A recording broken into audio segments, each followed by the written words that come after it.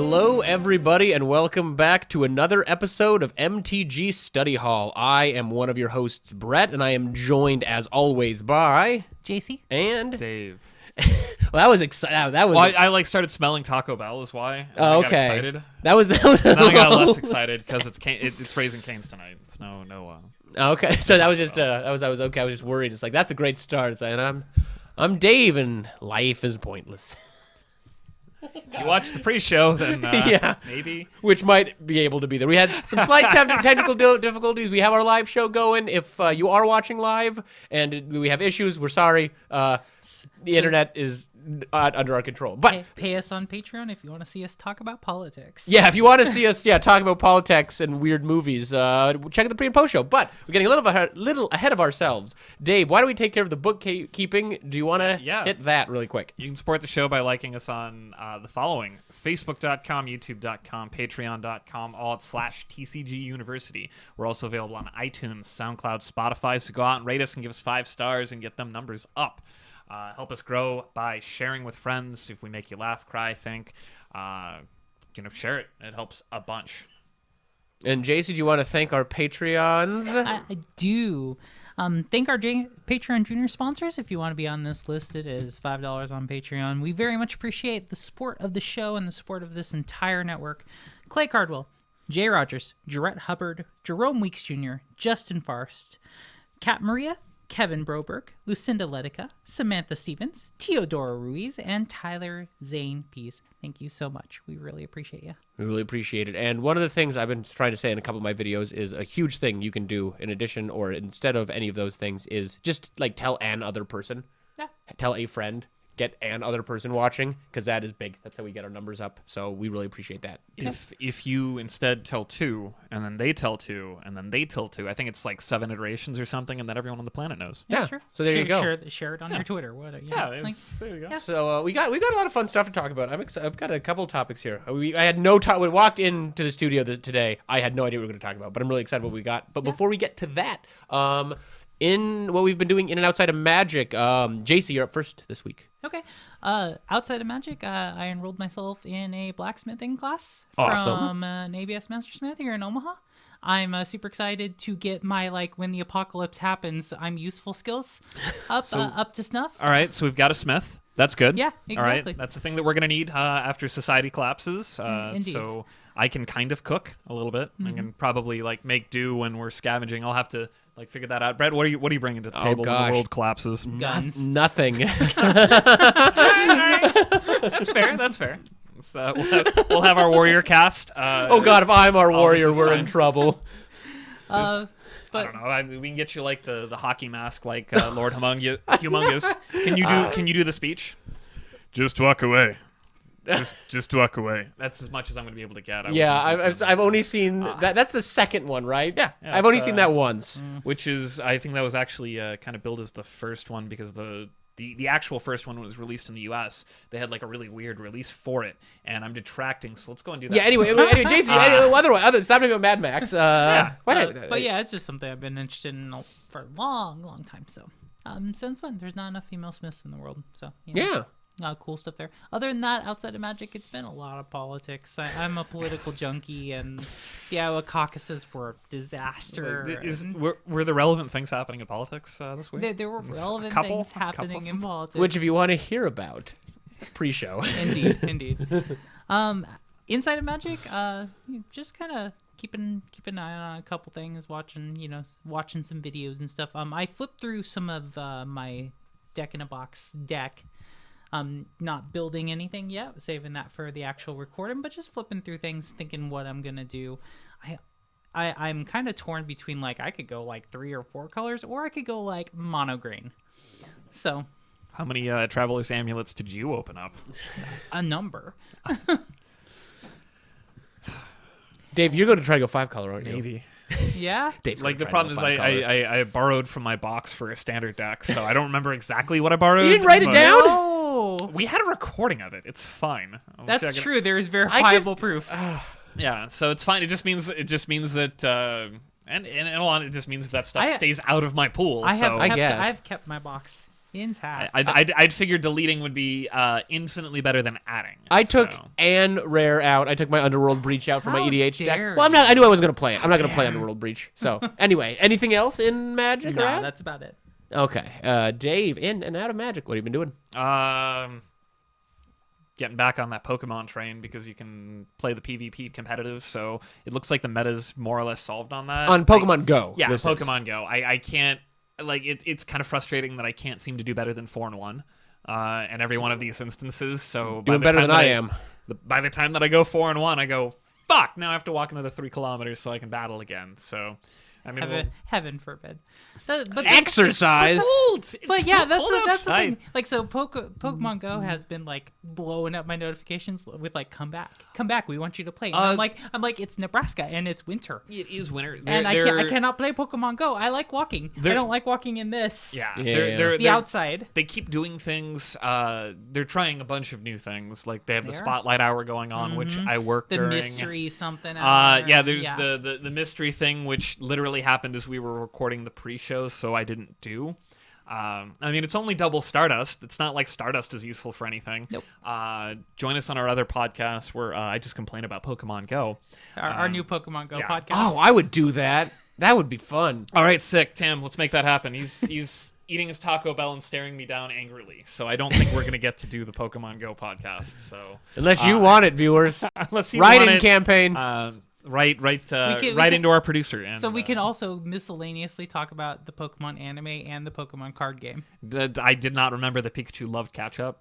All Pikachus, not just Really? Ash's Pikachu. Yeah, they just love catch-up. Like I have many things. We'll cover that in post. And then in Magic, I've been playing a lot of Mono Black still because Gray Merchant is a thing. Like it getting really close to being settled on a list, but then it feels like there are just a lot of instances where there are certain instances where it feels like you can't possibly lose, and then certain instances where it feels like you can't possibly win, and they can be the same matchup. And that's like really frustrating. Yeah. Where I still don't think that I'm playing it 100% right, because there are a decent amount of decisions that feels like you need to make. But as it turns out, if like sometimes you just get incredibly lucky with a Bolus's Citadel. Normally, if they pass the turn back to you when you have a Bolus's Citadel in play, it's really hard to lose. Yeah. And sometimes you just slam a Bolus's Citadel on 6 and go like runner, Gray Merchant, and there isn't anything that they can really do about it because, you know, they can't interact with you at that point. Yeah. It's pretty sweet. Like once the meta's kind of figured out, then I think that the deck's probably going to be a lot better because you get to figure out what strategies you have to be able to combat. Yeah. Like I went from having 2 Leyline of the Voids to no Leyline of the Voids to 4 Leyline of the Voids. Oh, wow. And that was in the span of like a couple of hours. It's like, so there's certain matchups like the Titan, the Simic Titan thing that is just another Utopia Sprawl, but you have to play at sorcery speed for 1 more mana that gains you 3 life, and you get to keep using. That sometimes turns into a 6/6. Yeah, it's a big old pain in the ass, but Leyline of the Void answers that, but then you still have to answer their other threats. Like there are a lot of cards that the Simic deck, and I think to some extent the Teamer deck is playing as far as like recursion goes, where you have the Green Cavalier. Leyline of the Void kind of fixes that. You still have to deal with the 5/6. Yeah. But generally, if the 5/6 isn't like rebuying another 5/6 to keep it going or enabling your Titan, then it's not as good. Agent of Treachery is still a big old pain in the ass. Yeah. And it, you know, some decks have started playing Thassa so they can blink the Agent of Treachery and just get real big. Oh, Lord. Like I can tell you what, you know, how it feels when that happens to you and you're playing Mono Black. Doesn't feel good. I don't think that I've played that matchup yet when I'm playing Blue White. Or I did build one of the Simic Ramp decks. I don't think that it's necessarily the right version of it because I'm playing non-agent Agent of Treacheries. But I am playing. What was I playing? Oh yeah, we're playing 4 Casualties of War. Oh, that's a fun card. Yeah. I hold up. Anyway, why don't we go? I would like to talk more standard, but I think that might be post-show topic. So yeah, sure. I'll show you the fantastic photo of me assembling my opponent assembling all 5 pieces of the puzzle and me getting them with the Casualties of War 5-for-1. I think I lost that game. I might have.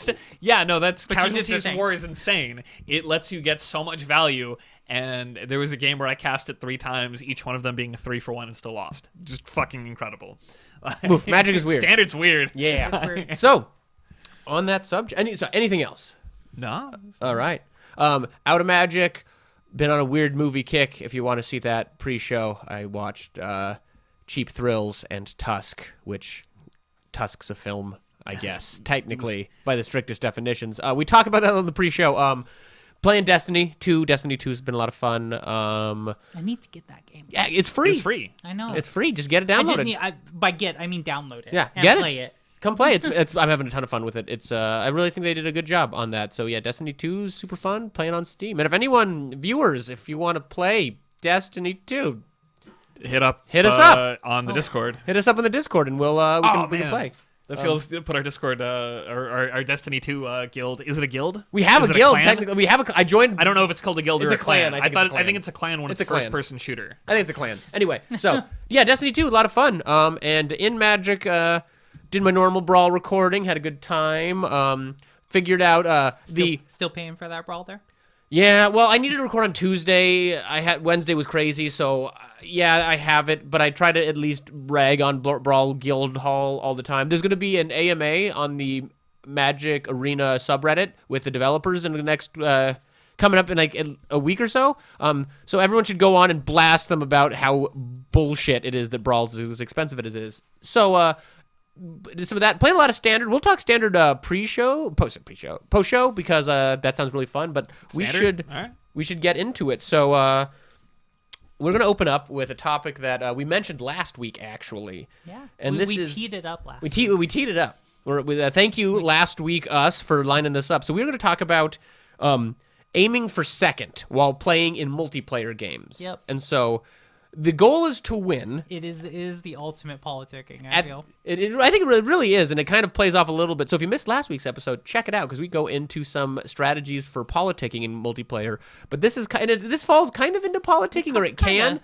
The goal is, and you can do this via deck building, you can do this with how you play, or I think everyone should be doing it with both. And so what you're doing when you're playing for second is in Commander, if you are doing the best, you will probably have a target on your back. Yep. And so if you are slamming the crazy plays, doing all the removal, pissing people off, getting crazy Ramping. card advantage, ramping is a big one, you are probably going to end up dead. And that's one of the things we talked about last week, where a lot of times people who are spikier players or players who really want to play optimal turns and stuff sometimes kind of struggle with Commander or don't have as much fun because they feel like they're punished for making good decisions. You mean like the old turn 1 land Soul Ring into Signet? Yeah. So if you do something like that, That feels like that's a good way to get in the crosshairs. yeah, because untap with 5 mana on It's turn ramping. 2. Yeah, it's ramping about some of the best ramping you can do. Yeah, and then Yeah. you slam your acidic slime and blow up one of your opponent's only lands. God, I and can't. So maybe even a Karu. I can't So- remember how I did that, but I had a huge ramp the other day when it was a couple months ago when I was. no, yeah, a month or so ago. I remember. I think I walked upstairs and you were it playing was that just a game at my great house. play. And Anyway, but yeah, so if you do what we just suggested you do, you're probably going to end up with a target on your shoulder. So you want to aim in deck building, in card strength, and in how you play. If you want to win Commander games, which is fine, it's not all about winning, but if you want to up your win percentage or just try to have a good time or do your best, I would recommend trying to play for second. also I would recommend looking for that person who's trying to play second and not letting them do that. Because generally how most EDH games kind of shake out is someone's doing really good. With multiplayer, someone's probably struggling a little bit. Their deck's not as strong, or they're kind of struggling on land, or a board wipe gets played, or you keep playing that 7/7 for 7 from Avacyn Restored that makes them sack a random permanent, and if you hit a non-land, you do it again. Yeah. You do that to somebody a couple times, and then they're out of a game and kind of mad at you. That didn't happen. I tease. It was totally fine. I did it, but she wasn't that mad. I bet you. Yeah, likely story. Anyway, I'm gonna get in trouble. But if you can aim for that, you're doing stuff, you're interacting, you're keeping your board state up, you're making sure you're making good plays, but you aren't doing the best. And you can. This kind of comes back to last week's topic. You can kind of politic a little bit. Yep. You can. Throwing someone else under the bus, pointing You can out point out. Look at that. They're building that engine. It's like, ooh, that's gonna be scary when. That's it's like, gonna be or you can be like, scary. that's gonna be scary when they draw their blank card, which I know Yes. is in your deck. That's a meme format, isn't it? Do you see that guy over there? He's building up his board state. Yeah. So This is I didn't invent this, by the way. No, This is discussed in multiplayer Magic a lot. I don't know where I first saw the idea. I should. I think it comes as a natural like evolution of playing like multiplayer games, though. I'm sure it's something that more than one person has come up with, and so it's you don't want to do so little or only play cards that are unimpactful, because when you get to that end game and all of a sudden you can't close it out, that's not where you want to be. But you don't want to be that front of the pack. I'm the JC actually had a great metaphor. That's actually what we based the title card on this one off. It's kind of like drafting in like not in the Magic term, but in like the racing term. Yeah, or for instance, like when you're on a long road trip and you're following a semi because it saves you gas mileage, or you're like running a cross country race, or you're bicycling and you're drafting behind that second person. So yeah, and it is kind of like you're hiding and saving that kind of energy for the right time to strike. And I feel like that's like what playing for second is like. It's that you're not being so threatening or aggressive that you clearly have a target, but you're like kind of hiding what you're doing a little bit. Like absolutely. Either you're kind of being complicated, or you're kind of just like building just slow enough where you have the card. And you might like, there are cards like I think this came up last week, but I won a game off my first time with my Queen Marchesa deck with Revel in Riches, which I didn't super expect, but I had that Revel in Riches in my hand for most of the game. Once I was finally in top deck mode and a ton of stuff had happened and somebody else was kind of ahead, I just kind of go, guess I'll play Revel in Riches onto the empty board. And then a couple board wipes later, I'm like, ooh, I am at 15 treasure now. Anybody have a way to stop me, or no, I'm about to win? And so you want to aim to be second until the end. There's got to be that point. Until the end. And I've just been pinging you with Infect for a little bit. It's fine.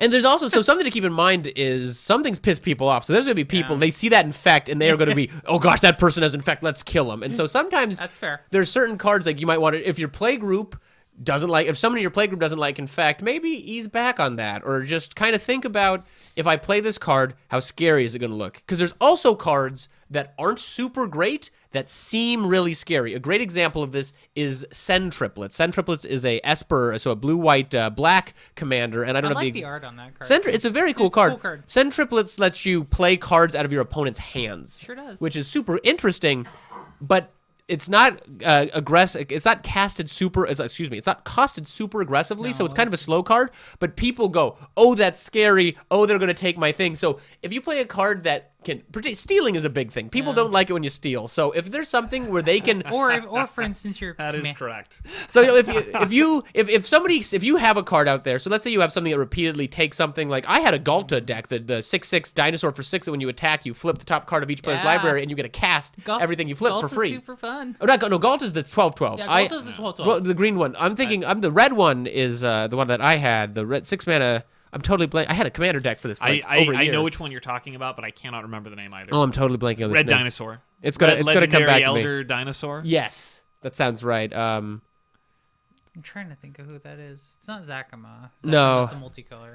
Okay, somebody else talking. I'm gonna look it up. But anyway, Zakama's a good example because I run Zakama as a commander, and I sometimes get rampy with my green, especially, and like people they'll just be looking at that Zakama going like, she's close. She's gonna do it, and that card's a problem. And so Atali the Primal Storm. No. Oh yeah, Atali.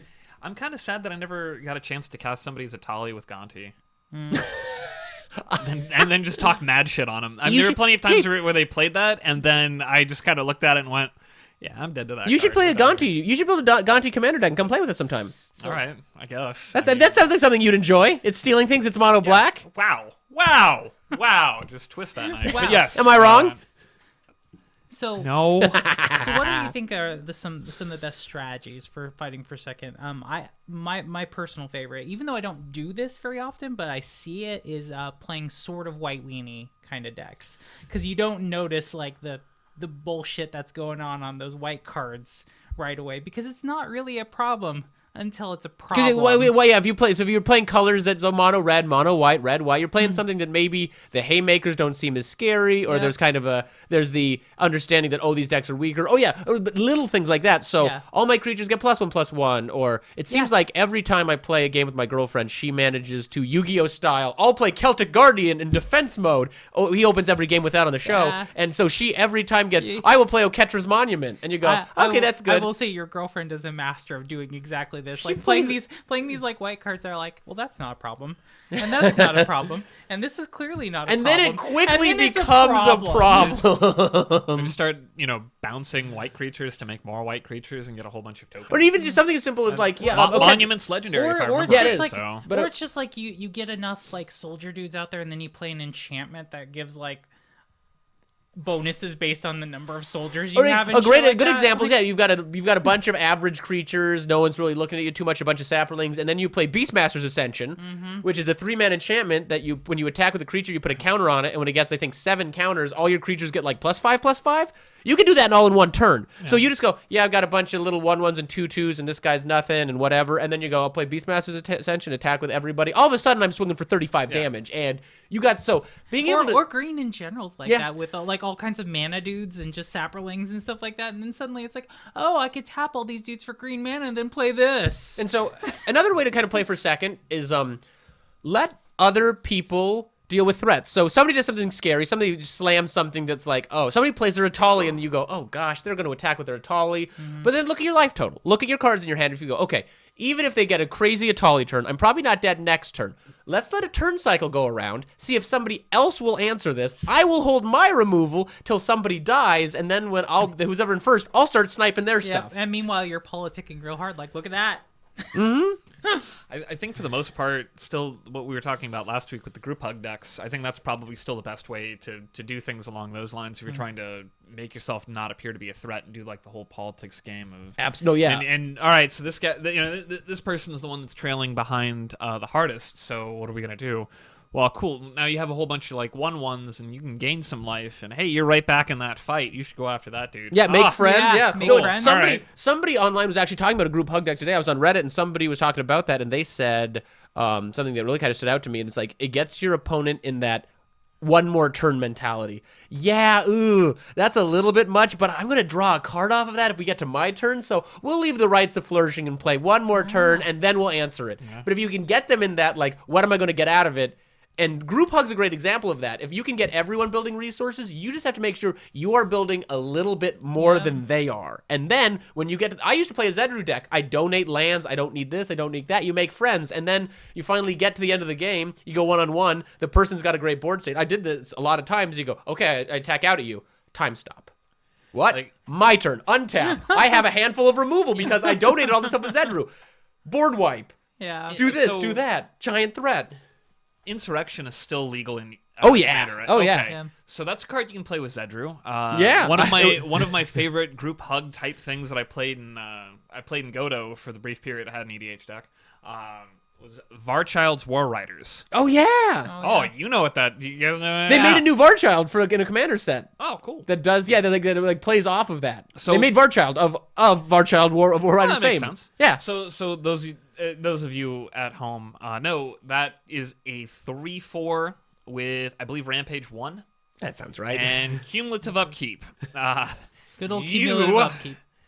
It's one red, one colorless. You give a 1/1 survivor token to a player. So cumulative upkeep, of course, it's gonna keep getting bigger. So then you can start deciding who gets what. So like, hey, you're trailing, and this thing has 4 H counters on it. You can have 4 survivors. Yep. Or another thing to keep in mind, so we're talking about bringing that low person up. The person who's in first, give them some stuff. Try to be subtle about it. But whoever's like think, oh, they might be in the lead or they'll be in the lead soon. Give them a bunch of resources and push them into that front spot, even if they don't want to be there. Make them the threat. Yeah, and of course, there's always that fun part of when you're generating all these tokens and doing things along these lines, casting Insurrection. Oh yeah, And showing them and how here's cool you here's are. it also. So actually, Varchild. So they made Varchild, and this is a great example. So they made one recently in Commander set. Varchild's a 3/3 for 3. That when Varchild, Betrayer of Keldor, deals combat damage to a player, that player gets that many 1/1 red survivor creature tokens. Survivors, couldn't remember if they were red or white. So this is the red new makes one. sense. This is the new one. Yeah, it Red likely does still make red. And then sense. survivors your opponent control can't block, and they can't attack you or a planeswalker you control. And then when Varchild leaves the battlefield, gain control of all survivors. So that plays really nicely with Farchild's War Riders. Yeah. That sounds sick. So like, There's a sweet that's politics card. ridiculous fun. yeah, so like, there's all sorts of stuff like that. So if you feel like you aren't, I mean, so one thing I want to make a quick note of is winning in Commander. If you're playing 4-player Commander consistently with a group of people, odds are you should probably be winning. On average, you should be winning a quarter of your games. So like, if you are only, you're like, oh, we played 3 different games and I didn't win. Well, okay. But if you are consistently saying like, I keep losing, I want to try to do some different stuff, or I feel like I always get targeted first. Here are some. We just gave you some good examples of how you can kind of shift that around. So you're losing a lot and you want to win, or you're getting taken out first all the time. Here are some ideas for kind of shifting how to play and think about Commander to maybe stay in the game longer, make it to the final 2, and maybe pull off some more wins if that's something you want to focus on. So, Totally. Any final thoughts on this before we move along? I'm just sad that every time I'm building toward huge dinosaurs, people go, "Oh, she's ramping." Anyway. No, what you do is very overt. Yeah, because I'm just like, oh, I'm building up mana, and all my dinosaurs are humongous. It's less scary when the graveyard players just has a graveyard. Then all of a sudden they go, okay, living death. Then all of a sudden that's out of the blue, but like, yeah, that's a giant dinosaur that's coming. Oh, it's coming. Oh, it's Lord, coming. it's coming. It's coming. Oh Lord. Besides, you can't play uncards in Commander. You can't. You can't be friends, let you? You can't. If your friends let you. The infernal spawn of evil. I can't say it's coming. I can't. You could. I mean, if you want to forecast it, if you want to do that, and you want to put that in your Gonti deck, Dave, you're allowed. It's Do fine. it. We'll let you. Sick. I just need to find it again. I've got one signed. Oh, cool. Oh, cool. Ron Spencer. I got it signed. I got a pile of signed Ron Spence. I got Yeah. a signed foil Warp World. That's one of my favorite cards. Nice. It's a nice one. Anyway, we're gonna move on to our next topic. Then we got nothing else. So. The World Championship Yeah. is coming up, and I don't know the exact. And they're making a big to-do about it. They're making a very big to-do, Making a and big to-do. It makes sense they would. This They're gonna is be like the streaming best it. advertising Yep. tool that they have. They're Like, gonna hey, esports it, and yeah. we're gonna esports it up. Watch. We're gonna esports it up. The best players in the world battle in this game that you're clearly interested in. Hey, maybe one day that could be you. Yep. Hey, do you want to try out their deck? it's Worlds 2020, right? I think it's. I think that they're numbering it based on how many worlds they've had so far, but it would be the 2020 worlds. I have no idea. Like maybe the 27. As a quick aside, I kind of like that they're doing this. Oh, no. I mean, It's super cool. I'm trying to. I'm sorry. I'm trying to find it the supports info. their business model of trying to money you as much as they can with their free-to-play platform. I assume they're doing worlds completely on Arena then. Yeah. February. Okay, so yeah, so here's kind of an interesting They thing. sure So it's are. going to take place on it's gonna be on Twitch, right? February 14th through the 16th. So this coming weekend. Okay. It's going to all be streamed. 16 players, $1 million in prizes. They got a little countdown going. They sure do. So what you can do right now, if you've got an arena account, you can pick your pro. So you put your info in. So they've got little bios for all the pros, little videos about it. And so you pick your pro, and then depending on how that person does, you will get rewards in arena. And so if you pick the person who goes all the way, you get it's like everybody gets a card sleeve, but you might Everyone get gets some a sleeve. But you might get some packs, and I think you might get. I mean, there's a pet you get also. I think if your person wins, it's like a trophy pet. It's like a little trophy sitting off on Yeah. the side. That's kind of cool. So yeah, no, so it's totally free. You just pick your pro, and so I love what they're doing with Worlds. It is all on Arena. They are drafting in paper and and then I think- importing the decks into Arena and playing that in Arena. That makes more sense. Aren't they letting you peruse some of the registered decks and stuff too and play with them? So yeah, so they just announced this. I think the day of recording this, they're going to do some events leading up to it and during, where all of the decks that got submitted, they're going to be a free entry tournament where you get to pick one of those decks and play best of one against people with the submitted decks. It's not only that you can pick your pro. If your pro is registered a deck, you can try out their deck. Is this going to be along the lines of, hey, if you go like X wins, then you get all the It's- standard? No, it's or free. those are- It's free entry. You get a sleeve on your third win, I think. Yeah, so it's free entry. Play as much as you want. Switch your decks out, and you get a sleeve at the end of it. So, Yeah, no, so not doing anything super competitive, but just kind of a way to celebrate, get everyone thinking about it. So, But yeah, I like it because it is very much like you pick your pro. Have you- play with your pro's deck? You kind of Have you picked your pro? Not yet. do you know who you're thinking? Not yet, but I like the concept, and I'm looking through the bios. So I picked my pro, and Dave has picked his pro. Dave, And by that I mean I know which pro that I'd pick. you should do it. So I It's- haven't picked them yet. So who are you picking? Pablo Vita de Marosa, Why are you picking? Why? because he's easily the best player. I don't even know all the other people that are in it, but he has consistently performed well in every event that I've seen him in. He's just the best player. So I don't know what to tell you. I don't pay. I mean, I pay a fair amount of attention to the stuff like this kind of tournament stuff. So I'm off and on. I watch Mythic Champions when I'm free on those weekends. I went with Javier Dominguez. Javier Dominguez, and my thought on him was he won the last one. I've seen him win the not the last Mythic Championship, but the Mythic Championship before that, and he has the most cards with his face on them legal to be played in this tournament. So which card is it with Javier's face on it? It's the 1/1 for one with haste with haste and first strike. Was it the knight? Yeah, it's the. I was looking at this earlier.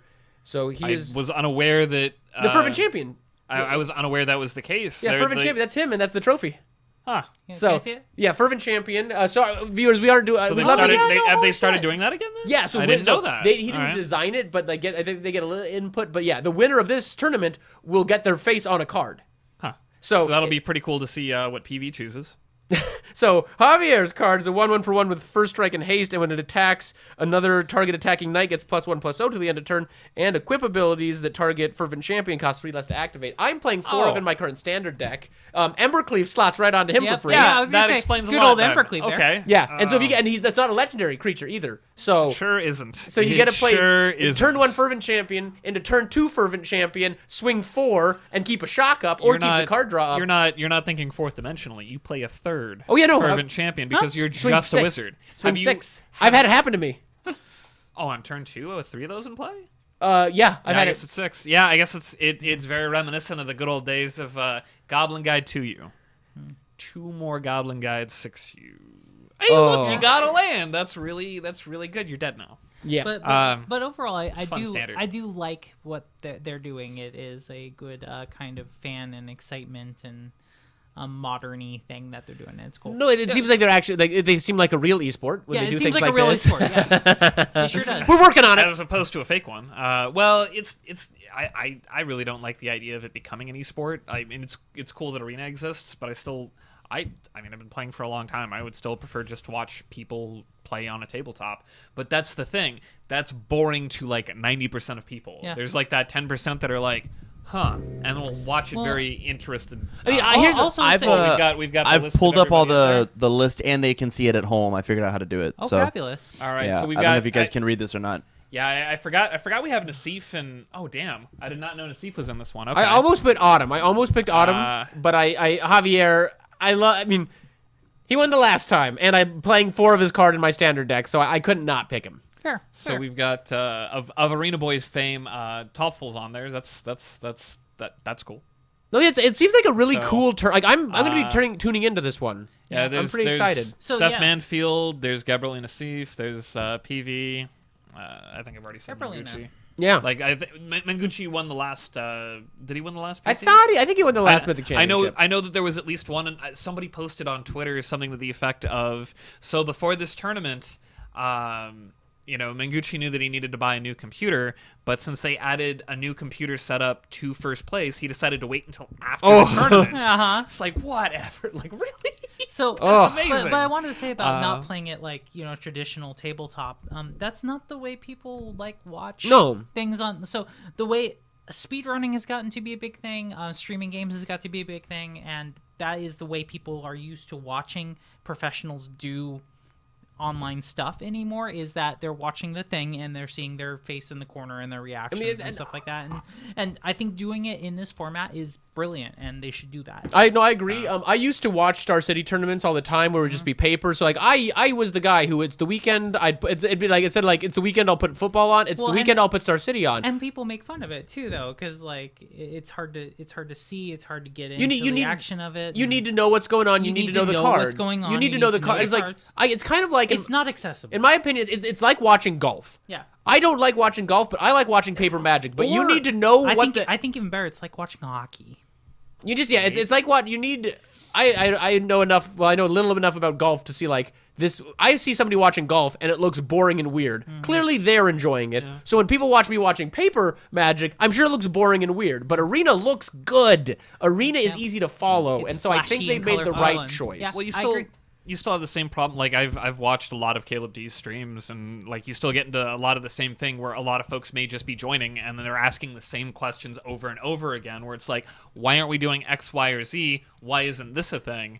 And you can kind of tell by like the fifth time he's answering the question, he's starting to lose patience. Well, good on him for like keeping his patience for the most part. I don't think they're gonna have like a live chat or anything. They'll be there might be, but they're not see. gonna. Yeah, they're not gonna be interacting. They're not gonna be with distracting the players with it. It's one of those things where you can, like, if you're not watching from the beginning of the game, you're gonna miss an awful lot. Like, why isn't X, Y, or Z happening? This doesn't make a whole lot of sense. But I'm logging in right now to choose my pro. Pick your pro. And in all honesty, yeah, it's still probably. You don't do it through the you do, it's a link online. It's not through the Arena interface. Yeah, this is dumb. I no longer care. I'm not doing it. You can get the link from Arena. You can click it. I'll do it later. I'm not doing it. I will do it as well. So yeah. So and if you're interested, if you have an Arena account, there is the link on Arena. Otherwise, just Google MTG Worlds 2020. I think you can Google Pick Your Pro. Tam, can we maybe throw a link in the description? We'll throw a link down there. So yeah, it's free. If you've got Arena, you get free stuff. If you don't have Arena and you're watching the show, get Arena if you can. If you have a platform to play it on, because it's a great game, and you can get some free stuff. And not to keep you all in suspense, when this video is actually on YouTube, I will reply with who I picked. There you go. Good. I mean, now that I'm seeing the full list, I'm like, for me. Oh shit, yeah, this is it. It's probably. And it's I'm still gonna stick with PV, but like now it's more of a fuck. And it's also gonna be more fun. This world is kind of stacked. And if you do participate, then it's fun. So like, not only are you might have a favorite pro, but now you've got something on the line. And if you lose it, you don't lose. You lose some free digital stuff. It gets you invested in what's going on too. So it's like, oh, my favorite team's in the Super Bowl. It's like, the pro I picked who's gonna get me stuff if they win is still in the tournament. Yeah. So like, even if you aren't watching all the stuff, you can keep track of what's going on. So I think it's a great idea. I think Wizards need to do more stuff like this. Agreed. I'm full support of it, though. I will mention that they are doing a lot of money grubby things in Arena, and I feel like this promotes the platform of Arena. But capitalism. They've got to make money, but it feels like this is the way that the freemium business model goes, and I have a hard time complaining about things for like the freemium model unless it's just a complete way to. I'm trying to think of a good way to explain it. I didn't mean to without going back to Dokkan Battle, because that seems like that's the example that I always use for like freemium things. Like, but like that's the thing. It's like if you wouldn't do this, there's some interesting free stuff, and you're getting us more in the climate. Really quick before we move on, the Nyx lands are going to be 3,000 gold apiece. Okay. That seems great. That seems fine. So 15,000 gold if you want all the stuff. You can get it with gold, which is really nice. It's not just gems. You don't need it. Can you also get it with gems? You can get. I'm not sure if you can get it with gems, but you can buy gold with. I think you can get it with gems. I'm not sure actually. If you can that just means that if you have the gems but not the gold, that you get to go through the fun exchange process of better enter this event that pays out in gold. Yeah, so I'm not sure if you can do it in gems. To be fair, but though, this is the exact kind of like money generating schemes that I'm okay with. I am okay with pay to look pretty. Pets, sleeves, alternate arts. Don't keep formats hidden away. Wizards, more Nyx lands, less more Nyx brawl. lands. If they're explicitly saying we want gold and not gems, then that incentivizes people and forces them to play. Yeah. So that you can exchange my money currency for this currency for the less premium currency. Yeah, I can buy into this draft with gems and win some. So it makes you play. They pay out gems with gems. Oh, that's right, gems. And those, but. For your daily wins, your weekly as a reward business model, though, I like it when they do them where you could get it either way. Yeah. Because that supports time or money, wherever you're at. Yeah. Anyway, so I think that pretty much covers the pick your pro thing. I like it. I think it's cool. We'll talk about Worlds after Worlds. We will. So will be that's going to be. We'll talk about who we picked and if they got there. Yeah, no. So we'll definitely cover Worlds after Worlds has happened. So any final thoughts before we move on to our last topic? Nope. Well, I think we can probably do an ad break. Yep. So Do our we ad are going to break do and figure a. out who's going to do that? Well, we were going to take a quick break here and see a word from our sponsor. So we're going to throw that over to the advertisements, and then we'll meet you right back here for topic 3. This episode is sponsored by Nuclear Ink Custom Tattoo and Skate Shop. At Nuclear Ink, you will find a very inclusive environment with artists that share your interests in nerd cultures and fandoms alike. Jesse down at Nuclear Ink, I actually met him at Krypton Comics playing in pre-releases. He's a super cool guy. He plays Magic. He plays 40K. So anytime I see him, we talk about all sorts of nerdy stuff. I don't have any tattoos currently. I've been thinking about a couple, but my spouse is a tattoo. The most recent one was at Nuclear Ink, which is super awesome. The colors on it absolutely pop. I know a lot of other people who have gotten tattoos there. So I can personally recommend Nuclear Ink to you guys. They pride themselves on being Omaha's premier all custom tattoo shop. So if you're looking to get a custom tattoo, check out Nuclear Ink here in Omaha, Nebraska. We've got a link in the description. Really, guys, I can't recommend them enough. This episode is also sponsored by InkedGaming.com. Are you looking to get a custom playmat? Well, then we suggest you check out InkedGaming.com. They have custom playmats, dice bags, mouse pads, and much more. I don't know if you guys PC game that much, but I've got my setup. I just use a giant playmat as my mouse pad, so when I'm on a shooter, I can do like the full arm motion. And so there are all sorts of stuff you can do this for. If you have anything, games you like, any card games, video games, stuff like that, you can get your favorite characters on these playmats. They've added a stitched option recently to playmats and mouse pads, which is super nice. I've got a stack of playmats, and I don't know if you guys have this problem. Your playmats, the edges will start to come up if you've had it for a few years. That stitched option is going to just basically reinforce that, and your playmats are going to last longer. I have a couple stitched playmats, and I really, really like. I can't recommend them enough. So Linked Gaming lets you play your games with your style, and if you want to get 10% off your order, use the code TCG University, all caps, no spaces at checkout. It helps support us, and you can customize your games in your style. And finally, we are also brought to you by Cards Custom Builds. Are you into cosplay? Looking to get into cosplay? Do you want to show up at events dressed as your favorite character? Well, Cards Custom Build can help. Card Custom Build creates everything from cosplay accessories like props, trinkets, weapons, all the way up to full costumes. If you want a costume made from perfectly flowing cloth, you want rigid battle armor, Cards Custom Builds has you covered. Their work is guaranteed to make you the topic of the con. This is actually our producer Tam's dad's shop. So Tam, what's your favorite thing that you've seen, or what a couple top 2? So my dad has made a life-size R2-D2 that runs around on remote control. He's part of the R2 Builders Club, and so he can take in and make from electronics. He's made a War Machine costume from the Marvel movies, Iron Man, with a light up eyes. The mask will pop up. He can click a button and the Gatling gun off the shoulder will run off and fire. That's really cool. He does really absolutely cool. amazing work. I think the biggest build he ever did was he made a Mario and Yoshi suit, so his legs would go inside of Yoshi's legs. And I've seen stuff like that. Yeah, it was a full life-size Mario and Yoshi that he run around at here at Anime Nebraska Con, one of our local cons, and win the costume contest, and I think he got 3rd or something like that. That's really cool. Ever since the Mandalorian, I've been you could get Mandalorian armor, Brett. That would be cool. So I might have to finally pull that trigger and do that. He has made Mandalorian armor for himself as well as a couple other people, so he has all the patterns, and he can probably make it inside of 2 weekends. So, oh man, yeah. Okay. So all right. So go over to Cards Custom Build on Facebook and on their Etsy account. We've got links down below. And if you mention that TCG University sent you, you will get 5% off your entire order. So if you're thinking about something and you're ready to pull that trigger, I'm going to do it. You should do it too. Cards Custom Build. And that we are now back to the rest of the show. Power creep. So yes, Question welcome mark. back, yes. welcome Sorry. back, I was everybody. really hoping for the thanks, Brett. I was going to do set it. you up and everything. Oh, yeah. We can still do it. You're welcome, Brett. Thanks me for doing those ads. So topic 3, like JC said, is power creep? Question mark. I wasn't going to. I saw what was happening, and I decided against it. You were opposed. I wanted to be the spoil sport. Sorry, guys. So JC, this was I think you pitched this topic. So why do you want to open us up on this?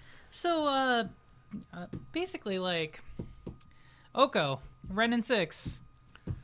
But basically is Magic getting to a point where it is getting to a plateau? Is it getting to a point where we are trying to make each set a little bit more powerful than the last set? Are we getting to a point where the cards of today are strictly better than the cards of 5 years ago. In some ways, and I know Magic is one of the better card games at that, because like, you know, there are other games where the original set is just trash, and that is not true with Magic.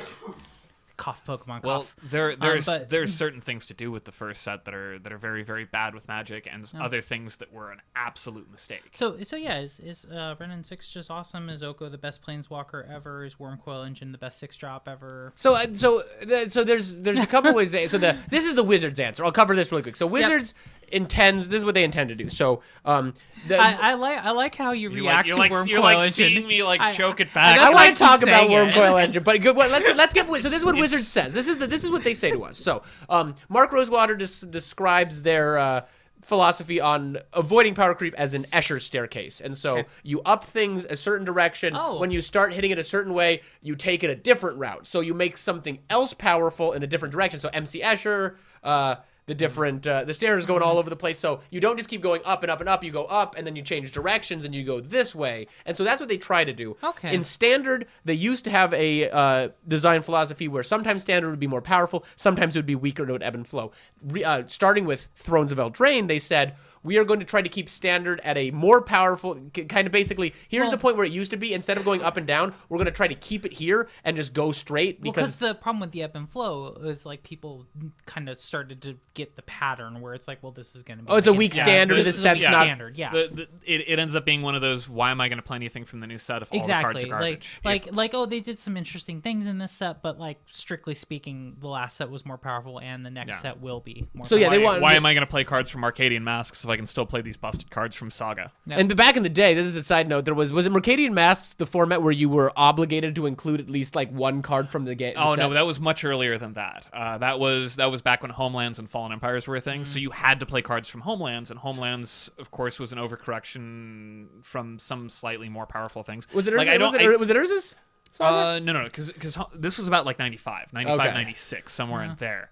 Where you have to play things from Homelands, but Homelands was a bad set. Yeah, it was a bad set, but you have to play some cards from Homelands. But like, yeah, I mean, you so also, they you also had like Rise of the Eldrazi, and then you had what was after Rise of the Eldrazi. We had the Zendikar block was really strong. I mean, Scars of Mirrodin was really strong, and there's all this stuff. So you had Scars was about the point where they decided, okay, well, we probably need to dial it back. Now, Innistrad came out afterwards, and we still had some very powerful things in Innistrad, and about there, where we still had Ponder legal and Standard for a while. We had Delver Secrets. And Preordain. We had Preordain for a bit. Yeah. Preordain rotated before Ponder. No, they both were legal with Mind Sculptor. They both were legal for a while. Yeah, that was miserable. There was a time when it was Mind Sculptor, Ponder, Preordain. But there was a time when I believe there was a time when Jace was super good. I believe that Preordain was legal. They banned Jace and Stoneforge when Scars of Mirrodin came out, and I believe Ponder got reprinted in the following core set. So I don't think they were... I think it was the following core set. So you did have them both legal at the same time, but not for too terribly long. When Mind Sculptor was at its worst, they were both legal, I think. But anyway, we're getting a little off track. You could say that Innistrad block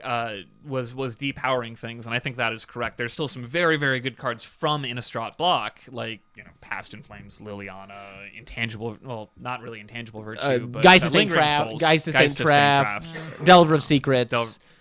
So, but there were plenty of things, but it was definitely depowered from where we were with, Scars. Jace. I said Scars with Phyrexian mana swords. Let's say you make one particular aspect of Magic really strong in a set, and then you go sideways and you make a different aspect really strong, and then you kind of go sideways from there. Are you just creating a weird kind of place for Modern then?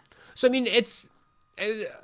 So I guess what we outlined there with that whole Escher staircase, that's what Wizards says they want to do. But that's a good question. Are they doing this? So I really like what you brought up. Is Wormcoil Engine the best 6-drop they're ever going to print? Is Wormcoil Engine the best 6-drop? And that's the best thing that I could think of on that is Wormcoil isn't even the best Titan. That was the best thing I could kind of riff off of the whole Beatles quote.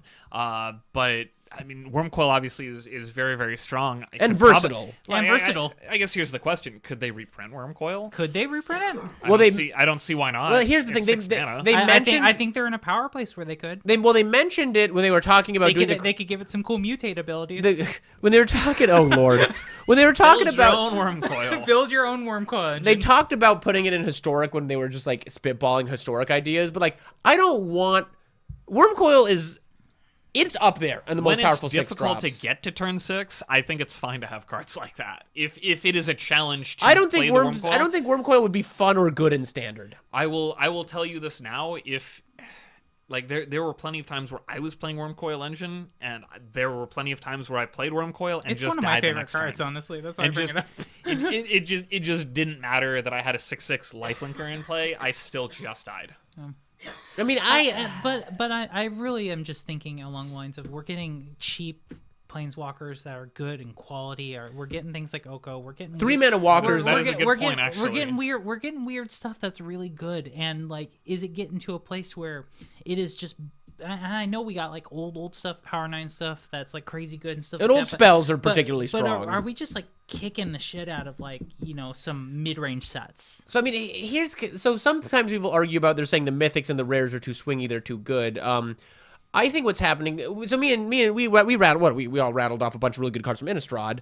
Even though that was kind of a lower power level set, I think when they're committing to having stronger standard, we're gonna have every set they want people to have cards that go, holy crap, that's nuts. They do. But it's scary because we might get bans. Because like Underworld Breach, that's a card. That's a really crazy card. That's a card that's probably not okay for Vintage and Legacy, but for the other ones, is it that's any card- better than Past in Flames? I bet will be banned in things. It's going to get banned in something. I just don't think it's going to be modern.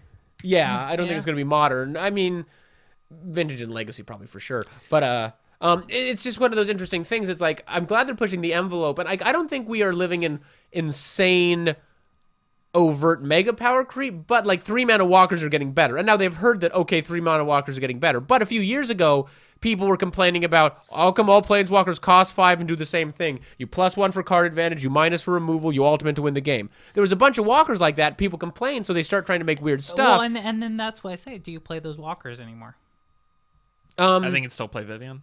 Vivian's fine. Vivian's, I mean, Calyx is actually kind of in that card advantage removal win the game. And now, but Calyx also, I think, actually, he's kind of in that model, but he's also one of those niche walkers you have to build around. We had Zombie Liliana, who really cared about zombies, which are super cool. 3-mana Vampire Sorin. Agent of Bolus Tezzeret, Agent, yeah. which was definitely a build around that I loved building around. No, yeah, and then even the one that's legal and standard right now, the Agent Bridge. Master of the Bridge one is very... I'm just going to call him the Bridge. Yeah, he's got affinity for artifacts, He's a which bridge. is crazy that's in standard. But, like, I think we are... It's fine. It's not like they're good artifacts. Oh. I mean, it's not Are there good reconciled. artifacts? I can't remember.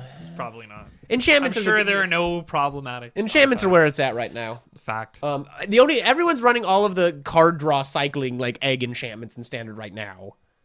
If you're, I see that in Doom Foretold. That's about it. yeah, Doom Foretold. I've seen a couple. We're still early enough in standard that people are still trying weird decks where they're doing a bunch of weird stuff like that. But I don't think we're in horrible power creep land. I think we're in a. I think we're in a. That's why the question mark. I think we're in a window where they are too high on some things. So like low mana planeswalkers with high loyalty. I think we have too much on that. But they also do a pretty decent job of listening to us. It just takes them a long time to correct because they plan so far ahead. So we can complain all we want about a 3-mana planeswalker, but if there were another Oko-like 3-mana planeswalker in Theros, they wouldn't have been able to do anything. Yeah. We would have been stuck with it. So like, I think there's things that are too strong. Well, they could last minute change things, but that's a terrible, terrible idea. But, like, and they shouldn't do that. but they could. Ikoria has gone to print at this point. So, like, as of right now, it doesn't matter what happens in Standard. Ikoria has gone to print. They can't change Ikoria. They might be able to tweak the next core set. And I kind of think, I mean, like, we don't have good indications on it, but I think Ikoria is going to be pretty strong. I mean, they've committed to it. They said that everything's going to be strong. Yeah. And so that's the thing. So, like, I'm curious in what way it's going to be strong. Like, Green was really good and ended up being really good out of Eldraine. Yeah, sure did. War of the Spark was good. You War of the Spark. There's so many planeswalkers. So, yeah, there's so much good in that set. But like that's the thing. Like I don't feel like we're overrun with planeswalkers right now, and War of the Spark is legal. They're going to be releasing a bunch of planeswalkers though, and No. Well, they'll be the same. I mean, same. So Same war was amount, the yeah. war was War the was the crazy crazy. influx of Yeah. of 30 over They're gonna 30. be releasing a bunch of commanders. Sorry. Yeah, new commander stuff, which I think commander. So here's okay. I don't think standard's going to go crazy with power creep.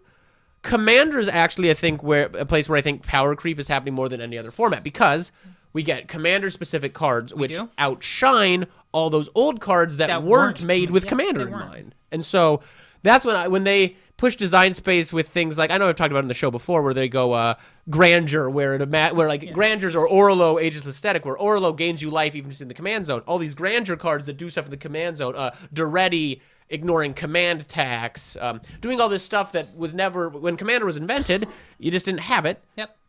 You just play with the cards that were there. I think we're actually. I mean, you can do similar things with introducing new mechanics though and stuff too. And they haven't. I don't have a good example of it. Just throwing things out there. And I think they've also learned their lesson with those early commanders, where like they do stuff out of the command zone, or like they did the cycle where command zone matters. So like Prosh. You get kobolds equal to how much Prosh costs. So the first time you get the normal amount of cost, but then the command tax scales up how many kobolds you were getting.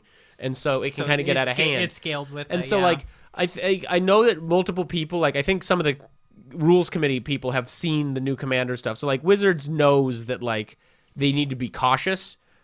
There's also a point I think we're going to get where, as of right now, I think all of the kind of crazy commander cards sometimes outshine the older cards. But if they just keep printing commander cards, eventually there'll just be so many cards. We get back to a point where you get back to equilibrium. we're like, I see this card all the time, but now there's another option because this is weird or this is different or they made this specific thing. You still have like a hard break where it's like, well, all cards before this point, not many of them are useful. And so good. So like, and something to keep in mind. So creatures, old creatures, not creatures that aren't in modern, outside of a small percentage, but are bad and terrible. We're not talking about banning this episode. No, I'm putting my foot now.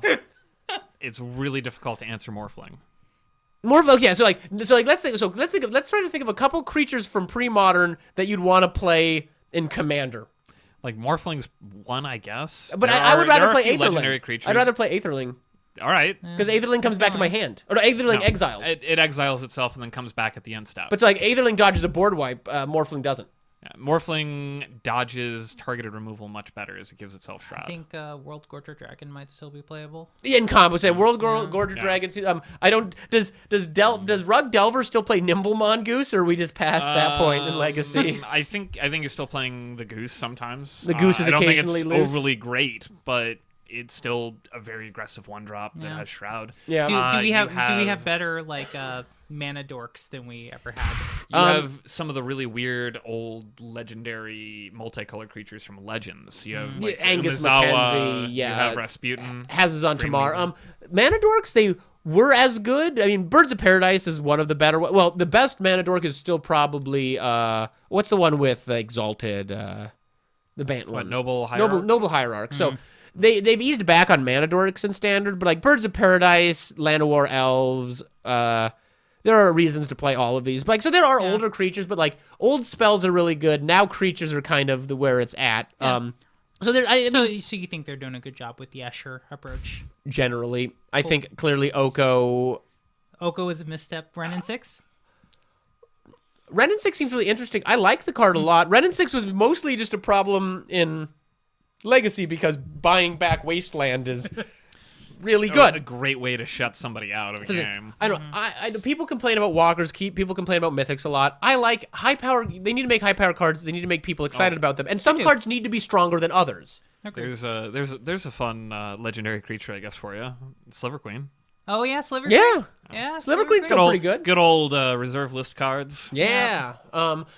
So I guess for me, I don't even know if I don't know if it's fair for me to answer this because like I can talk about Standard because I play Standard, and I play Commander, but one of the overriding rules of Commander is don't be a jerk. And so if something seems too much, you could be like, okay, you're playing with way too much power, ease it back. So like I think Dave, you're a good person to answer this because you've been playing Magic pretty consistently without too many breaks, as far as I know. Probably. And you're pretty spiky. So Sure. So do you think that we're in a more powerful space than we were like 5 years ago? 5 years ago, yeah, I wouldn't really say that we're still creeping up, though. I think we've pretty much plateaued. I think they've told us that this is exactly where the bar should be, and they don't want to go. They really don't want to go higher. They don't want to go lower. Their exact words were something to the effect of, exactly, but not verbatim. Yeah, Sure. You get the idea. But one of the things they'd said was they think that standard is more fun, and they see a more positive response when cards are more powerful. So they want to try and keep it at that level.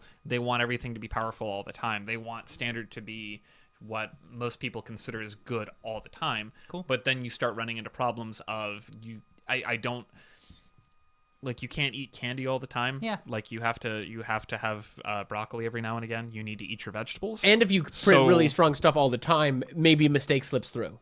So if you're only pushing the boundaries every other set, Maybe you're less get likely more, to print. Maybe get more Okos and WotC maybe doesn't get more make bans. Okos. I don't understand what you're talking about.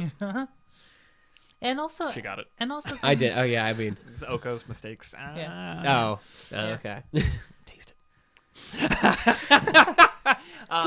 Once upon a time, there have been decent amount of mistakes, and some of that might have been oversight. And you get a more kind of healthy ban environment in that place. Like, I mean, I think it's fine if they have to ban cards, definitely, but Do you think so? Do you think Modern Horizons was too much, or is I think so. Hogak was clearly too much? Oh yeah, Hogak. So with Standard, they're saying we're going to do this, but Modern Horizons now they're like, screw it, we don't have to push it through Standard. Urza, Hogak, Renin 6, like you said.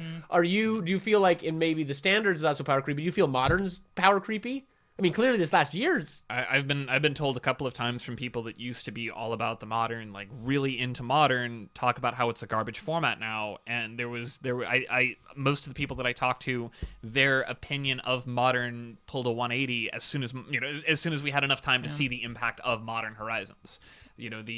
I think some of the ideas were kind of cool, but when you get in a position where there really isn't much reason for you to not play Snowlands, like really weird things along those lines, and you shut out complete strategies because of one or two cards.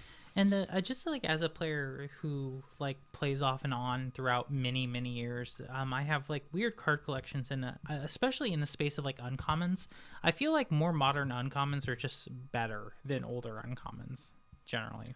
I think Path to Exile is still a very, very strong one. Like I get what you're saying. On the whole, they're probably a bit more powerful. I want to make the Austin Powers joke, but I'm going to take the high ground. But yeah, you have things like Thought Erasure, which isn't exactly Thoughtseize, but it does a really nice impression of it. Same thing with Agonizing. Whatever the one from the most recent, the one black, one colorless, you lose a life, and then you exile a card from their hand or from the graveyard. Yeah, I mean, we've also so Tragic Slip was in Innistrad, but then we got what's the one from with Riot, the removal Fatal spell? Push. Fatal Push. I mean, yeah, Fatal Push is leaps and bounds better than Tragic Slip. Yeah. Like I've played Tragic Slip. I've registered those in standard decks, but given the choice between the two, it is apples to rocks. Like I would just every instance I would just want to have Fatal Push, and there's certain instances I'd look at Tragic Slip and go, I'm really not looking. I don't want to play this card because this card's just very, very bad. Okay. Like I would. There aren't many times where I wanted to board out Fatal Pushes, but there were plenty of times where I looked at Tragic Slip and went -1/-1 with no actual way to make sure I get Morbid. Yeah, this card's gone. This card's terrible. No, so I mean, I think there's. I mean, we can look back and say Swords to Plowshares, Path to Exile. There's crazy powerful stuff, but we're still, we're Thought Erasure, so we're really still. I mean, we had to ban Nature's the autumn, the green. Oh one, yeah, whatever it is. They're all the name of the same thing. Autumn's Veil, or whatever it was. Nature's Summer. Veil of Summer. There it is. That's it. That's it. Veil of Summer. Veil It of was Summer. some stupid veil that Autumn's Veil was they also a pushed card, too far. Yeah. Like it was Veil of it Summer. was what was obviously one of the newer Hoser cards that they had that they pushed way too far. Yep. And if it just gave your stuff hexproof and didn't draw you a card conditionally, It'd be fine. it probably would have been fine. Oh yeah, the card draws would push it over the edge. So I mean, And nowadays we have hexproof instead of Shroud. Yeah, I know. Isn't that just quack and crazy? I despise it. See our last podcast. no, we get into that last Callbacks. episode. So nothing. So I don't feel like we're in some horrifying dystopia of power creep, but there seems to be some places where it's kind of popping up more, but also places where it's popping up less. Yeah. I don't know. I feel like I don't know if that's such a non-ant power creep. Maybe sometimes, possibly. You come here for the hard truths, I guess, viewer. Yeah, the hot takes. Yeah. Like like I said, So- I don't think it's necessarily that it's creeping upwards. I just think that it's plateaued. It's gotten kind of stagnant. Yeah. Of this is going to be the consistent power level of us. We're going to have we've set the precedent that we intend to make mistakes. We intend to make them, and we intend Correct to correct them. them Yeah. after finding out about it. But And I think it's a fair question to ask because clearly the Magic devs have addressed this question. yeah, Oh, yeah. I mean, how So- many cards have we banned in Standard in the Yeah. last since we started this podcast? Because people see it and they go, Several, 5. yeah, a bunch. they see it and they go, that's strong, and this is weird, and yeah, okay, modern Magic, huh? Correction. It's How about 4. that? So Yeah, 4 cents, right? Yeah. Yeah. So was it 4? Field Dead, Oko, Veil of Summer, Once Upon a Once Time. upon a time is Once 4. upon a Okay. time, yeah. So Unless there you I'm go. missing a fifth. No, I think which you. I could think you got I it. think you're right. All right. So I think any final thoughts before we wrap this one up and move to the post show? No, but I think we beat that horse. All right. Okay, so I'm gonna. This is my new thing. I'm gonna end the show instead of stumbling over it for like 2 minutes. We're just gonna end the show. So thank you guys for watching. We really appreciate it. Check out the other stuff going on here at TCG University. We've got a bunch of cool videos coming up soon. $1 Patreon. Catch us in the post show. We're gonna have some fun there. We appreciate you. Have a good night. Remember who you are.